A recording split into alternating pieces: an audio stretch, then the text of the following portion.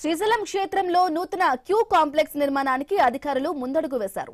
దీనికోసం పరిపాలనా భవనం ముందు నుంచి వైద్యశాల వరకు స్థల పరిశీలన చేపట్టారు చైర్మన్ రమేష్ నాయుడు, ఈవో శ్రీనివాసరావు. 125 కోట్లకు పైగా అంచనాతో ప్రతిపాదనను అధికారులు సిద్ధం చేశారు. అధునాతన సదుపాయాలతో 15,000 మంది భక్తులు వేచి ఉండేలా ప్లానింగ్ రూపొందించారు. రానున్న 50 సంవత్సరాలను దృష్టిలో ఉంచుకుని క్యూ కాంప్లెక్స్ నిర్మాణం చేపట్టనున్నారు. ఒక చోట స్థలం కుదరకపోతే 2 ప్రాంతాల్లో 2 క్యూ కాంప్లెక్స్లు నిర్మించే యోచనలో ఉన్నారు అధికారులు.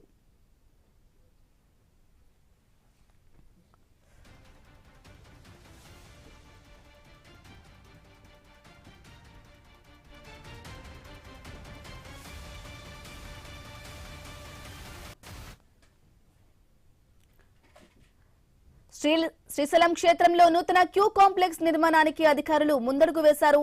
దీనికోసం పరిపాలనా భవనం ముందు నుంచి వైద్యశాల వరకు స్థల పరిశీలన చేపట్టారు చైర్మన్ రమేష్ నాయుడు, ఈవో శ్రీనివాసరావు.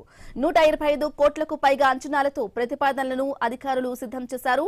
అధునాతన సదుపాయాలతో 15,000 మంది భక్తులు వేచి ఉండేలా ప్లానింగ్ రూపొందించారు. ఇక రానున్న 50 సంవత్సరాలను దృష్టిలో ఉంచుకుని క్యూ కాంప్లెక్స్ నిర్మాణం చేపట్టనున్నారు. ఒక చోట స్థలం కుదరకపోతే 2 ప్రాంతాల్లో 2 క్యూ కాంప్లెక్స్లు నిర్మించే యోచనలో ఉన్నారు అధికారులు.